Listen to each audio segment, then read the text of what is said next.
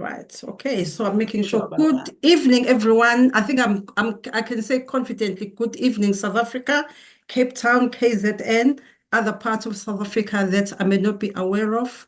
My name is Zeto Makatini. I am from BMF, Besi Makatini Foundation. I don't know how many people know about this organization. It is an NPO based in Durban. It's a very small organization, and we are supporting people in the community living with dementia and their carers. So when I'm not doing that work here in the UK, I work as a family and systemic psychotherapist in a service that support older people over 65 with mental illness and dementia. So dementia is obviously something that is my passion. I'm sure most of you who are here, it's something, that people are interested in, or because their relatives or their loved one are living with the illness. So I think we're very privileged today to have a dear friend of ours called Amy Karti. So she'll introduce herself, but also I'd like to introduce Matanda, Mrs. Mabizela, who is doing a fantastic job in Durban, Lamontville, because without her, won't be able to be running this organization. So whilst I'm still here, but she's there in South Africa because I can't be in South Africa and be in England at the same time. So I also want to say thank you to Karen from Dementia South Africa, because she's somebody that I've known over the years. So she makes sure that, the people that she supports can have access to information, all these webinars and other things that we do. So welcome to everyone. And I'm not going to spend much time talking. I think Matanda may want to introduce herself because she is a key person behind Basic Marketing Foundation in South Africa. If Matanda can just show her face and say hello, and then we can introduce Katie. Good evening. Amy. Amy. Yes. Oh yes. Good evening, everybody, and I would like to welcome each and every one of you. As Zetu said, my name is Madanda. I'm a retired cardiac perfusionist. I'm now sometimes I don't even know what to call myself. It's somebody who had a parent that lived with dementia. It's somebody that said to Zetu, "Here am I, use me, teach me, and let me help people in my community and actually everywhere in South Africa." And it's such a joy to be with Zetu, and we welcome you, Amy. And we know such a topic is very important. So yeah, I'm not going to say much, but we're looking forward to hear more from Amy about young onset dementia. Okay. So Thank you very much. Sorry, Amy, before you go in, please, I just want to remind people that people have got to mute themselves because I can hear some Zoe. I don't know who Zoe is talking. No. So I have to try and see if I can mute. Sorry, I'm going to mute everybody. No, I don't want to mute you, Amy. But I think before we continue, I think we need to make sure that people remember to mute themselves. I think Zoe, I think I'm going to mute Zoe. Yeah, I think you have. Have I? No, I think I Yeah, have. it's quieter now. Yeah, okay, but yeah, if Zoe can make sure that she's, yeah, okay, thank you so much. So anyway, sorry, Amy, about that. These things do happen. We're all human beings, we make mistakes. So please, welcome to the webinar. Yes. Thank you for the welcome. And Zetu and Madanda, it's always really lovely to see you. Thank you, everyone else, for coming along. I am a dementia specialist nurse, and I've worked with people living with dementia and their families for over 20 years now. I currently run a service called Empatia, specialist dementia coaching, where I support people with the early symptoms of dementia, the family carer throughout the trajectory of the illness, and the wider family. I use dementia-specific psychological approaches to support people ultimately to build the skills and resilience to stay at home for as long as possible. But today, hang on, let me see if I can make this work. That's it. Today, as you know, I'm going to be talking about young onset dementia. This is an incredibly important topic to me, and it has been throughout the course of my career. I'm going to give you a bit of background about me so that you know I am qualified to give this presentation. We're going to talk about the semantics and the language used when we're talking about young onset dementia. We'll talk about what young onset dementia is, the challenges with diagnosing people living with young onset dementia, the unique needs of people with young onset dementia that are different to older people with dementia, and also different to people living with chronic and enduring mental illness. We're also going to look at some of the services and support that are actually available in England, and one of which is available globally. So, a bit about me. You may not have heard of the Admiral Nurses in South Africa because it's quite a UK-centric model. But over here, the Admiral Nurses are dementia specialist nurses that support the families of people living with dementia. Over the years, I've developed 4 Admiral Nurse services in primary care, private care, social care, and the NHS. The service I developed within the NHS was based at Imperial College London, and it was a national service for young people living with dementia and their families. I've worked as a consultant nurse across Wales to advance policy, education, and legislation, and I also redesigned services in certain parts of Wales to make them more person-centred for people living with dementia. Over the years, my academic career has run alongside this, and I've lectured at universities and taught countless professionals and services across the UK about dementia, ultimately so we can support people to have a better quality of life. As a result of having a national and strategic overview, I've noticed the changes in services over the years. I've seen that in certain regions, people are getting less than they actually need to support people living with dementia and their families. And this is why I created my own service, hopefully to help to meet some of those needs. So, semantics.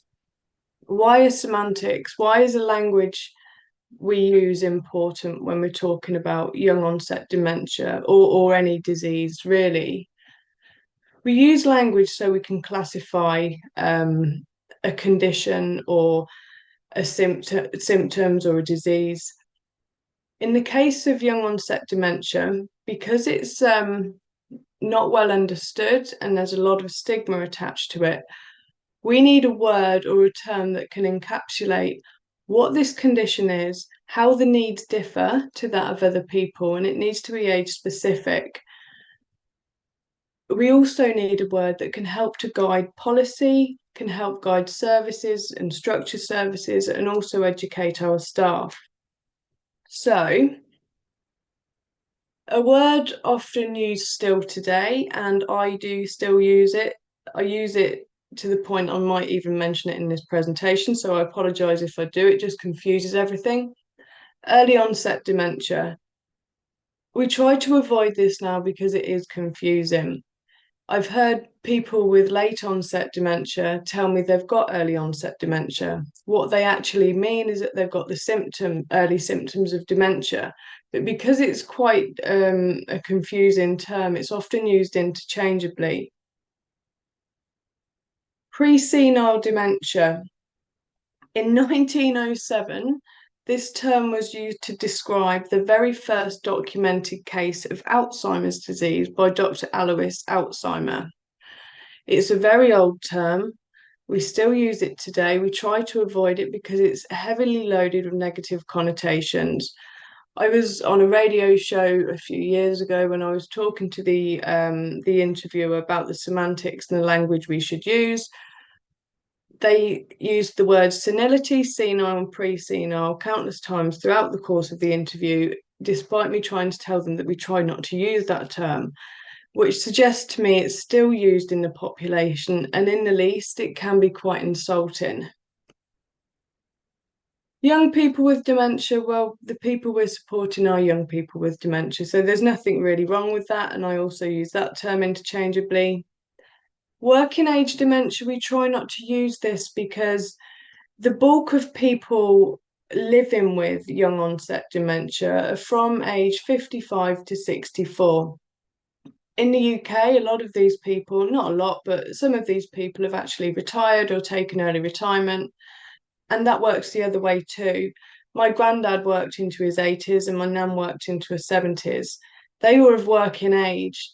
So we try to avoid that term because it is confusing, especially when the age of retirement in the UK is actually changing all the time now. And what we tend to use is the term young onset dementia. And because language changes constantly over time, I dare say this will be revised at some point. But for now, we need a term that can guide us, guide care, guide policy, and guide services.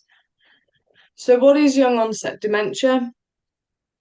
Let's talk about what dementia is first. So, dementia is a syndrome, and a syndrome is a collection of symptoms that commonly occur together. In the case of dementia, this syndrome is caused by neurological progressive disease. I'm going to use an example, the Alzheimer's disease example, because it affects between 60 to 70%. Sorry, it causes 60 to 70% of all forms of dementia. And the syndrome of dementia is defined by cognitive symptoms because the underlying disease affects our cognitive processes. Now, as this disease advances or progresses, we see more and more disease and difficulties within more and more cognitive modalities, and that's when the disease turns into dementia. So the difference between late onset dementia and early onset dementia is nothing other than an arbitrary age. So the age being people under 65 are classed as having young onset dementia. In 2014, the prevalence of young onset dementia in the UK was estimated at 42,000. In 2022, this was revised based purely on GP practice records and a prevalence of, I think it says 70,800, but I can't see because everyone's at the side of my screen. So I'm going to pretend that the prevalence in 2022 was revised to 70,800 people. That's helpful, but we do know that across the UK, there are problems with GP coding. Even in England, not all practices are up to speed with coding diagnoses. In some countries, they don't even have a coding system to code the diagnoses. Some countries still use paper notes, certain databases don't interact. So what we're really seeing is potentially a vast underestimation of the number of people living with young onset dementia in the UK. Now, the UK, compared to other countries, less affluent countries, has a better recording system. So if we're trying to obtain the global prevalence of people living with young onset dementia, that's incredibly difficult.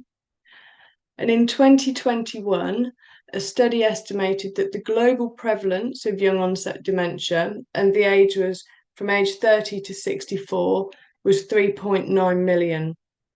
Now, much of these studies came from Europe, so there was a heavy Europe bias there. There were studies from Asia, South America, but the other studies from other continents had more of a bias towards people that were older with young onset dementia, i.e. their 50s and 60s. And I just want to point out there were no studies from Africa. And it's the same for this study. In 2023, a similar review estimated that around 370,000 new global cases emerged each year. This was based on similar data, European data. It was quite European centric. Now, Asia, Oceania, South America, all provided information, but it was still very heavily focused towards older people with young onset dementia. So I think what this shows is that we don't know the true number of people living with young onset dementia. And again, in this study, there was no data from Africa. And Zetu, Madanda, and I have had many conversations about the lack of understanding in Africa about dementia and why it's much more difficult for people over there. So it is rare, but dementia also occurs under age 30. About 20 years ago, we had an epidemic here. It was a bovine spongiform epidemic, otherwise known as mad cow disease. I don't know if you've had anything similar in Africa, but what tends to happen, people develop a type of dementia called Creutzfeldt-Jakob disease. Now, this has affected people of all ages, even young teenagers. And what they're doing, they're ingesting a toxic protein from a cow that's also ingested a toxic protein. And as a result, it turns into dementia in their system. There's other ways that people can develop this condition called Creutzfeldt-Jakob disease, this type of dementia. That might be through a dominant gene, in that there's a 50% chance a child is going to inherit the gene, therefore the disease, if the parent carries the gene and develops the disease. And also, sometimes these cases of CJD or Creutzfeldt-Jakob can just appear. I found some case studies the other day for a 16-year-old and a 20 that had Creutzfeldt-Jakob disease that had just appeared. In Huntington's disease, we see a very, very, very rapid accelerated onset in teenagers. We call it juvenile Huntington's disease. And we do typically see much of the rarer dementias in the under 30, in the under 40 bracket, really. And I found a study recently which was quite upsetting, because a recent report from Australia showed that 1 in every 2,900 babies globally were born with childhood dementia. These dementias were caused by over 100 different types of genetic conditions. Very few of these children live beyond 10 years old. And the study also stated that it was almost as many children dying with dementia as with childhood cancer. Now, I've never heard of childhood dementia, only in the literature and briefly. But if those numbers are accurate, then there's a significant misunderstanding and stigma involved with childhood dementia.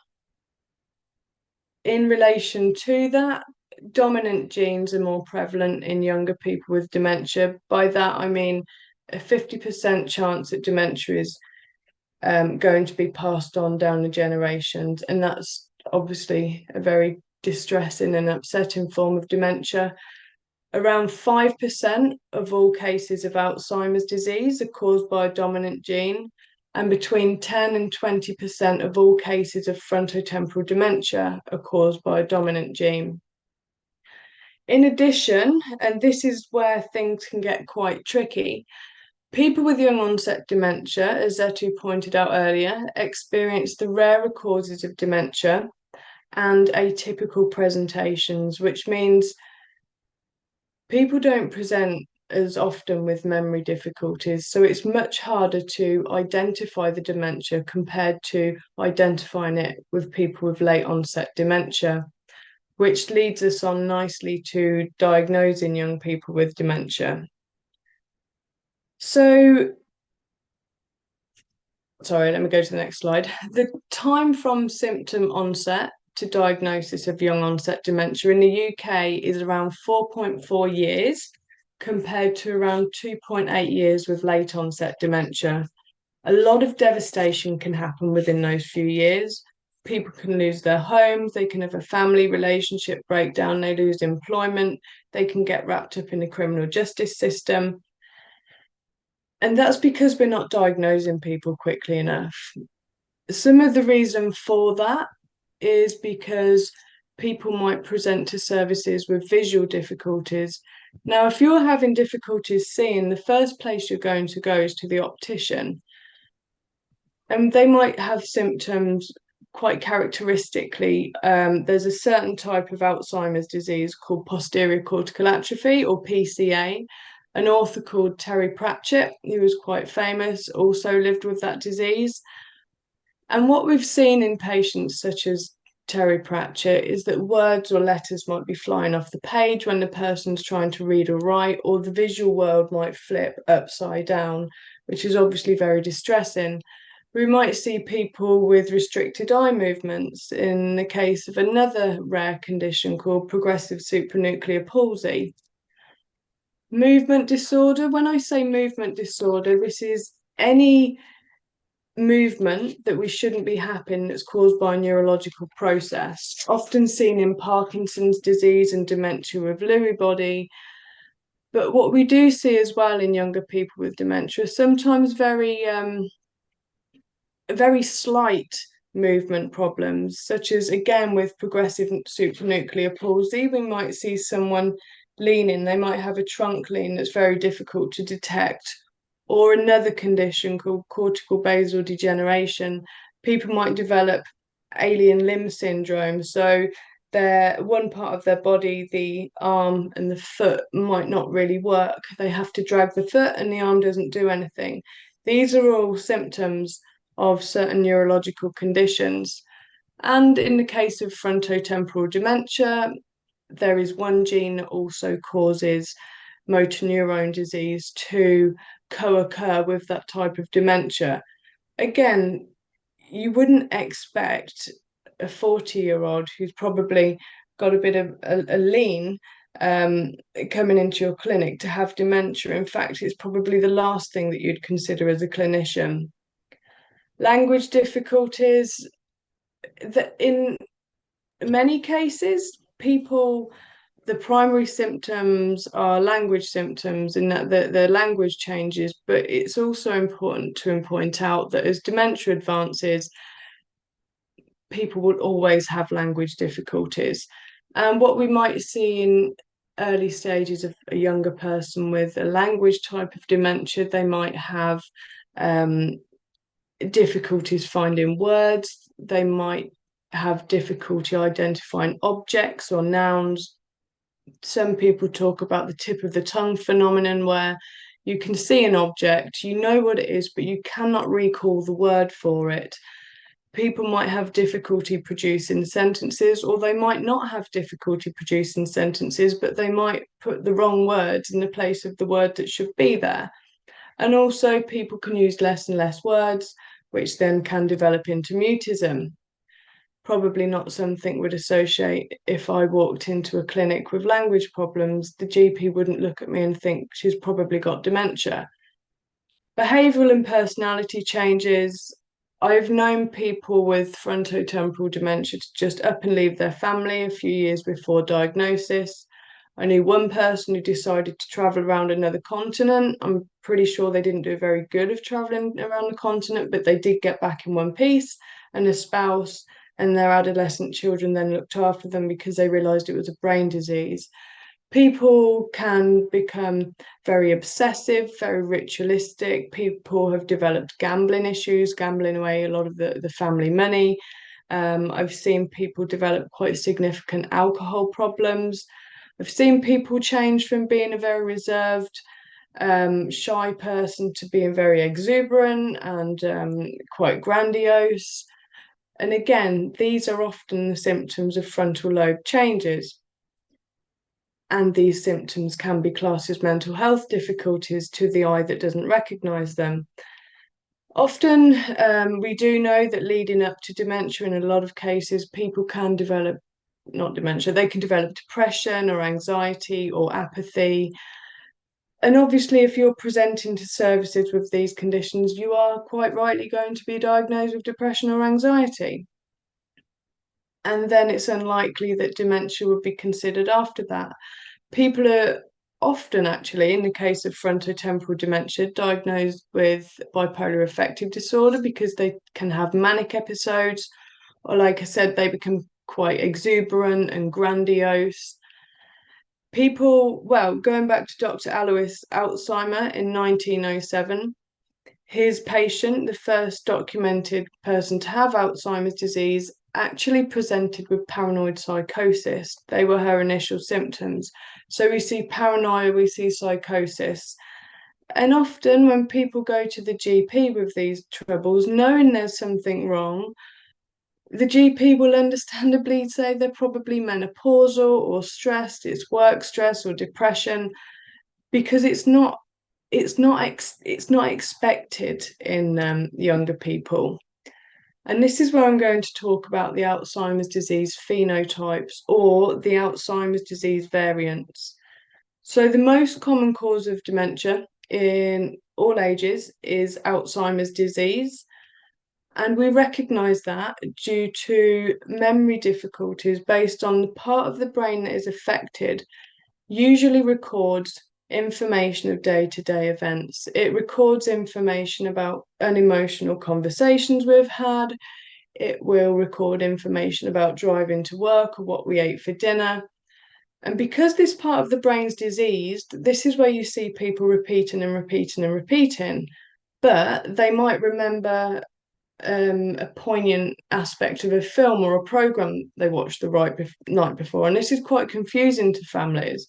They might forget what they've eaten. You say, have you eaten anything? And they'll say, yeah, I've eaten loads and I've not eaten anything. You know, this is where risks can come about.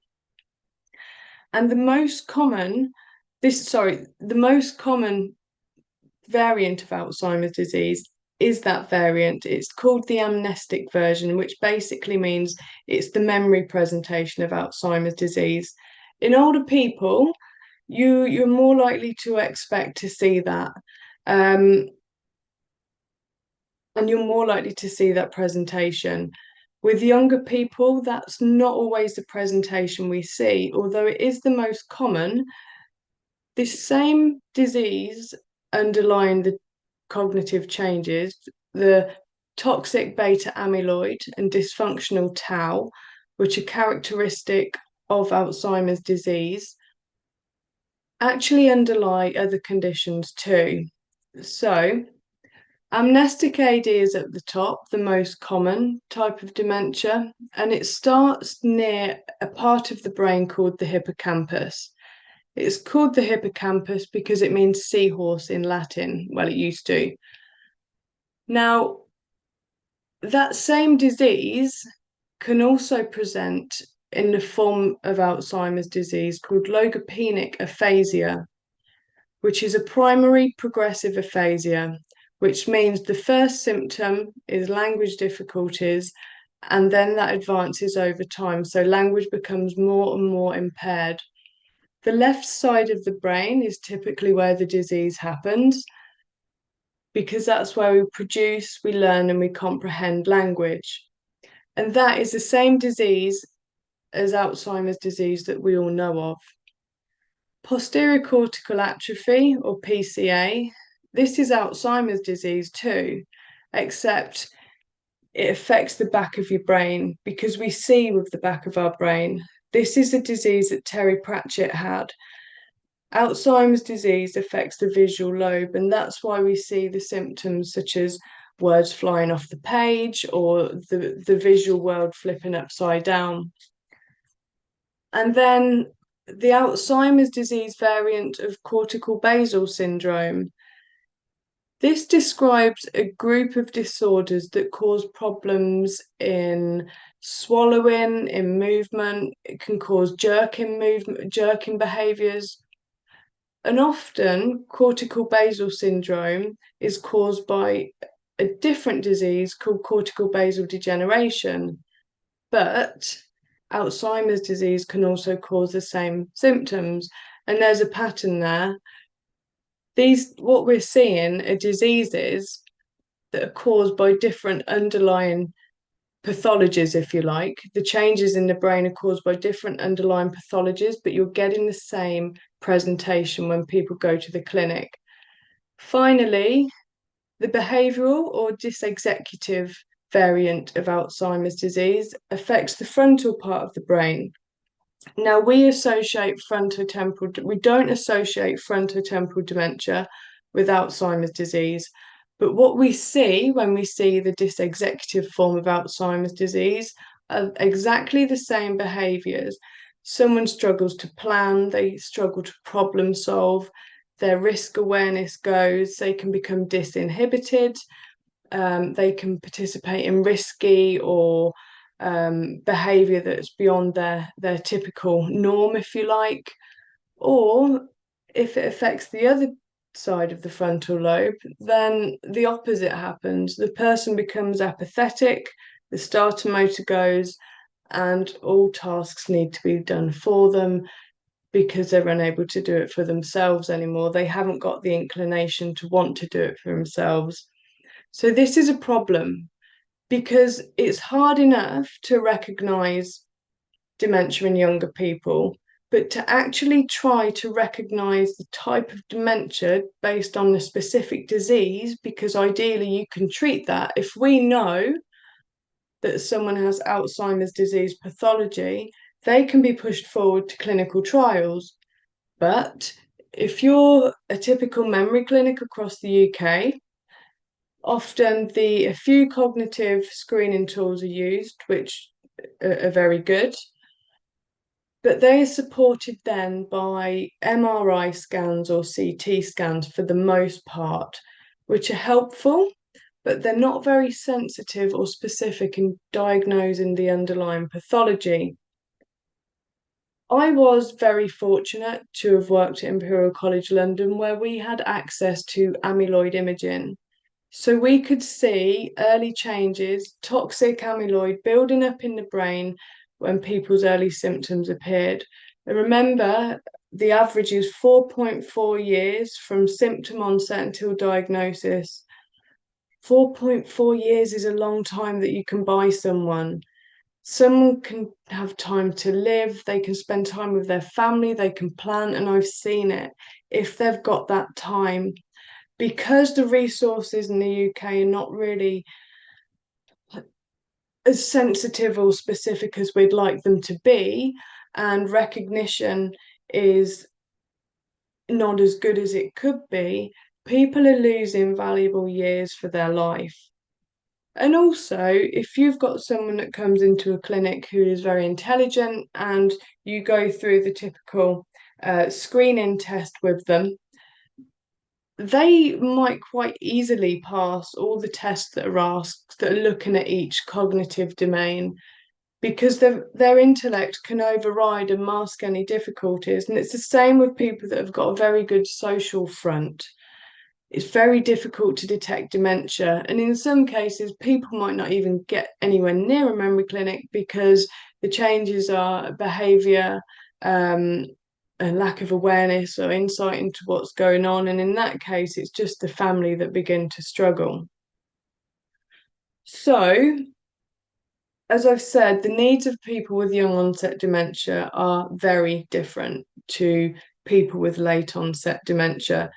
Earlier at the beginning of the presentation, I talked about the distinction between late onset dementia and chronic and enduring mental health. And I made this distinction because services in the UK are separated into either adult mental health or older people mental health and dementia, or just dementia. Very few places specialise in supporting young people living with dementia with a very different set of needs, such as they're physically fitter. I worked with one chap, he was 6'3", he was in his 40s, he was a footballer, and he walked and he walked and he walked and he walked and he walked and he walked and he walked to places he shouldn't have been walking to that got him in a lot of trouble. He didn't do it with any intent. He was walking because a neurological symptom called perseveration with frontotemporal dementia will constantly result in you repeating and repeating and repeating the same thing. How can a day centre or a care home support someone like that? Because his needs were so complex, the poor man ended up in a care home quite early because he couldn't be managed at home. There had children in the home, but a care home would really struggle to support somebody like that. Younger people have got less comorbidities, which means generally our health is better. As people age, it's common for us to experience more and more different health difficulties. So the lack of health problems, or the lesser health problems, add to people's physical fitness. We're still looking at a group of people who are a lot fitter, that services really need to find a different way of supporting. Often younger people have got young children or adolescent children. I mean, this is absolutely heartbreaking. I can't imagine being a mother of children knowing that I've got a neurological progressive disease. I've worked with I think some of the most heartbreaking cases I've worked with over the years are single parents with young onset dementia. I've had to case coordinate to include social services, sorry, child and adult social services, GPs, headmasters, specialists, family members, safeguarding teams. Also, we could try our hardest to keep the person with their children or child together for longer, and it's very upsetting. Dominant genes, in relation to what we were talking about with regards to children and adolescents, I did say earlier on that there's a higher number of dominant genes that cause certain types of dementia in younger people. And those of us who've worked with younger people with dementia have worked with people knowing that there's a 50% chance that the child may also develop the disease too. People are dependent on employment. Young people are dependent on employment because they need to pay their rent, they need to pay their mortgage, they need to pay for their car, they need to pay for their children's schooling. Over time with dementia, you struggle to work. And also that sometimes the legislation that's there to protect people is not always used effectively. I've had to intervene on a number of occasions because under the Equality Act, employers are supposed to make adaptations in the workplace to keep people in work for as long as possible. Again, because the workplace doesn't understand dementia, workplaces will try to avoid doing this. Not all, I hasten to add, but a few. And sadly, even in some of the professions, this has happened. So, who's supporting these people to stay and work? In addition, employment gives us a sense of meaning, it gives us a sense of purpose, it gives us identity. We need to try and keep young people with dementia working for as long as possible. I just said people need the mortgage, they need to pay the mortgage, they need to pay rent. Many times I've seen houses sold because the family carer gets to a point where they have to give up work as well as a person with dementia to continue caring for their loved one. And we're in a time where people have many responsibilities. If it's not someone managing a career and children, it will be someone who's probably in their 50s and 60s, looking after parents, looking after children, looking after grandparents. People have many responsibilities. And if the person managing all those responsibilities becomes ill, that has a domino effect and affects everyone else in the family. People with dementia that are single and living alone, and I mean people that have never had children. I've worked with a number of single people. I've had friends ringing me to tell me their friend can't see the curb when they're driving and they're worried, or they're often going for walks and nobody knows where they've been, but then they'll come back again. There's nobody to check in with them, or they're drinking more alcohol, they're stubbing cigarettes out but not properly putting them out. And the problem is, being single and living alone, as the disease advances, they're exposed to more and more risks. A key issue underlying all of this is the stigma and the limited awareness on these topics.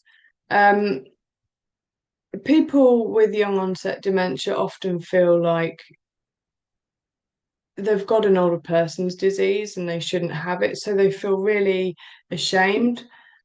People see dementia as something that affects memory, so it's even more confusing and stigmatizing to them. I've known people that I supported in the past to be told by other people that they knew when they told them that they had dementia that they don't have dementia. I mean, that's really invalidating. And stigma creates a lot more problems than we actually realise.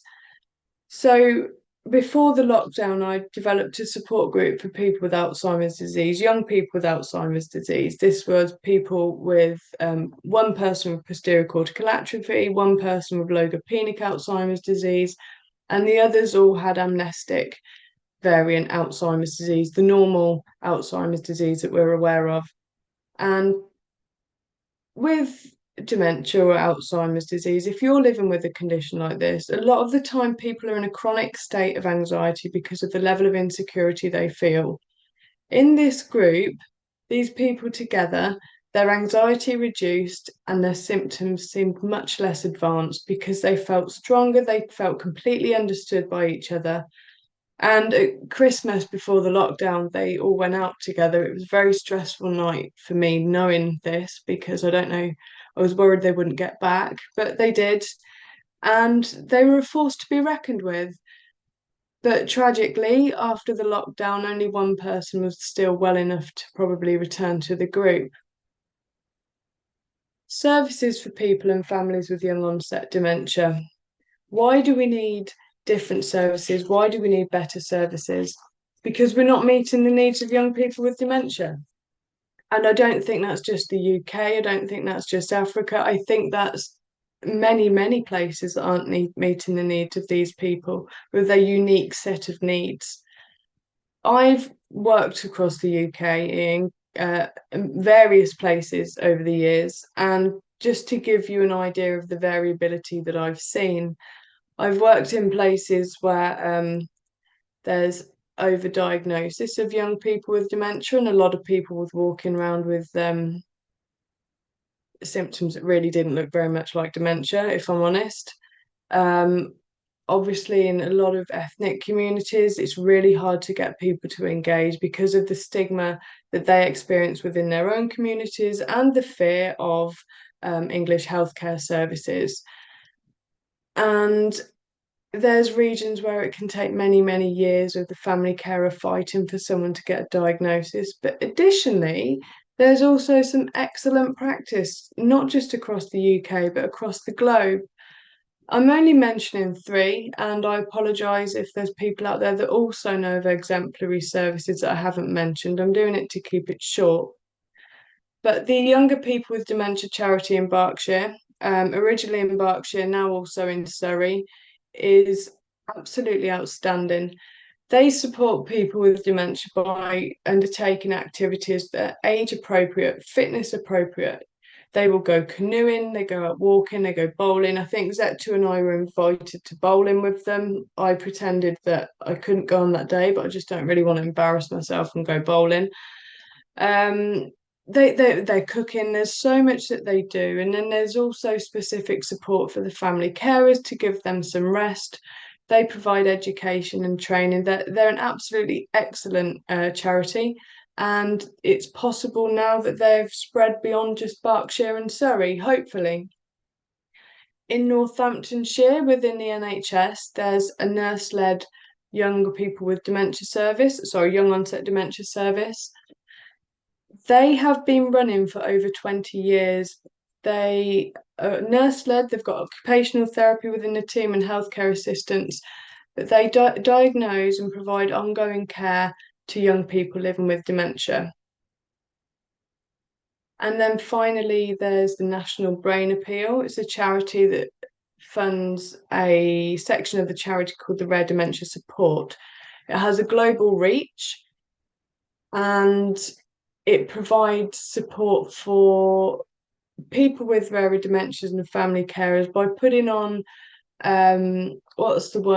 seminars, education and support groups, and they focus on a few key areas such as frontotemporal dementia, then separately primary progressive aphasia, which is the language dementias. Then they look at young onset Alzheimer's disease, familial onset Alzheimer's disease, and dementia with Lewy bodies. I think there's another, and they strictly support those rarer dementias. So, finally, I've just left you with a leaflet, flyer that you might be interested in. I'm running a workshop on the 12th of November. It's not a workshop, it's more of an advice and support session, actually. and it's to help family members get through the winter. I'm mindful that I'm talking to people in South Africa who probably don't have winters like we do.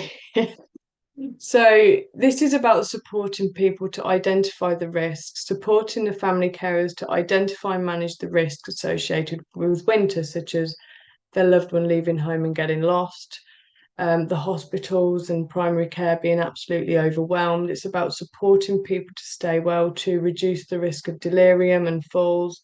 The last thing anyone wants over the winter months is their loved one being admitted to hospital, being stuck in there for months and months and months because they can't get the aftercare support to get them out, and then they decline throughout.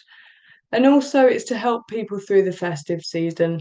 Christmas, the festive season is incredibly overwhelming for any of us, really. But if you've got dementia and you can't filter out all the lights, the noise, the people around you, and you're feeling sad because you can't participate in the festivities as you want to, you're probably going to get a little bit agitated and overwhelmed. And it's about supporting the family carers to identify this and look at ways we can manage it ultimately, so everyone in the family has the best festive season that they can, and people survive the winter with as few risks and difficulties as possible. And that is the end of the presentation. Does anybody have any questions? I don't even know what the time is, sorry. Well, it is almost 9 o'clock in South Africa, but thank you so much again, Amy. Fascinating subject. I'm sure a lot of people are surprised that there's so many different types of dementia. I'm not going to spend much time. I'd like to invite people to ask questions if they'd like to. But like I said, if people left their email addresses, I can make sure that once this has been sorted out in terms of recorded, and then I'll make sure that people are sent the link, then they can be able to watch Amy again as many times as they want. Good luck with that. Yeah, so I mean, I'd like to open the floor now to everyone who'd like to ask a question, but Madanda, is there something that you'd like to say before we finish? Wow.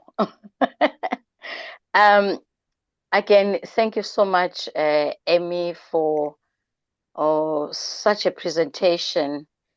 I mean, there's one key thing that you mentioned, that even in diagnosis and understanding of young onset dementia, the key issue here is stigma.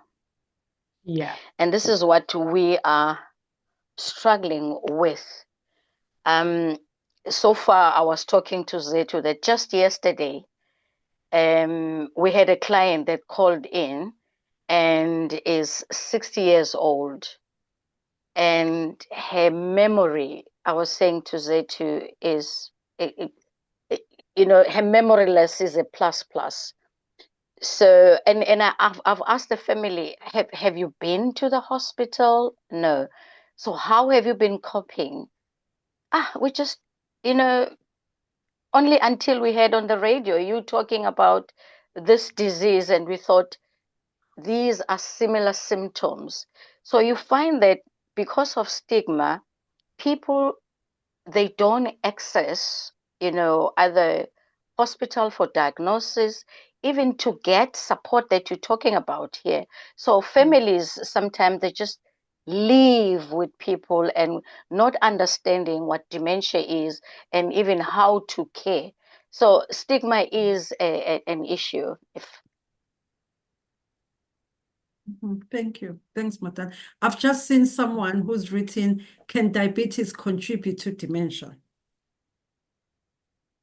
It Risk factors. increases the risk. It doesn't necessarily determine that somebody's going to develop dementia, but what happens is, because when we talk about old age Alzheimer's disease, dominant genes are typically not involved. So there's not a 50% chance that you're going to develop it from mum or dad. It doesn't work like that mostly in older people. But there's genetic combinations that increase the risk. Now, if someone has some of these risk factor genes and then they develop diabetes, the risk has probably increased. But it doesn't mean you're going to develop dementia. What you can take away from this is that if certain things such as diabetes actually, without them being there, the risk is reduced, then this can encourage us to try our best. I'm not very good at it because I like red wine, but to try our best to live a healthier lifestyle, because we can't, if we're going to develop dementia, we can't get rid of it, but there are risk factors that can be reduced to reduce the risk of us developing it. Does that make sense? I'm not sure if I explain myself Well, I think you well. did. You explained very well. I mean, the person is not going to write there. I mean, hypertension, there's a lot of vascular risk factors. And I always joke, and I shouldn't be saying that I joke, when we do the screening, because we do screen people, in the community. And I've always said to Madanda, I could say 99.9999% they've got diabetes, hypertension. And then you kind of know the risk factors. And these are things that people can manage. They can kind of do something about it. It's not like age where you can't do anything about age, because as you get older, the chance of developing dementia is very high. But for me, I just want to go back to this point of a young onset dementia, because it is a subject that we don't talk much about, in our communities, and people are also not aware of different types of dementia. So there are a lot of people who are missed up because, people don't understand. We always look for older people who are forgetful, and then we can say, yes, this is dementia. But there may be people who are living with dementia who are younger, but people will say it can't be dementia because they're not old. So I think awareness is a key. I think we need to continue as a community to talk more about the illness, to educate people. This kind of forums is also another way of actually reaching out to as many people as possible. And that is why I appreciate people like Amy and other colleagues of mine, who come on a Sunday, or we've got another one, Understanding Mental Illness, which is going to be on a Sunday for people who may be interested. Psychiatry is going to be talking about older people and mental illness, because we do not believe that older people can develop mental illness. Again, stigma, they're kind of hidden. So I think having more of these conversations is very, very important. And for me, I will urge people who are here to also come up with different topics that they really would like us to talk about. And we can use this forum as a way of actually, talking about this condition where very, very few people know about, especially in our part of the world. I'm not saying in England, people know about it because I work with them, and most people still don't know, but, it's very different because they could get the support. It depends also where they live. But in South Africa, we've got a long way to go. So, and that's why I appreciate all the support from colleagues of mine who give their time to actually meet with others here and say, let's learn together, because dementia knows no boundaries. It doesn't matter whether we are rich or poor, we are white or black, it does have an impact on families. At the end of the day, we are human beings and we are people, and we have to be here to support each other. And move forward in that kind of way, and have the Ubuntu, which is what I like. That's what we need to care about each other and have compassion and support those ones who may be struggling. So I don't know, on that note, I don't know whether anybody wants to say something so that people can go to bed and prepare for tomorrow's work. Is there anybody who wants to say something, or people are too shy, or they're exhausted? Hello? Okay. That's it. Yeah, that's it. Well, just to say thank you so much again. I hope to see some people on Sunday when we have another webinar. Again, thank you so much, Amy. So this is Thank you, recorded. everyone. Yes, thank you so much. Fascinating. I'm sure we're going to have more conversation after this. Yes, thank you so much. So good Thank you. evening to Take care, everyone. everyone. See you. Thanks, Amy. Yes, yeah, thank you. Right.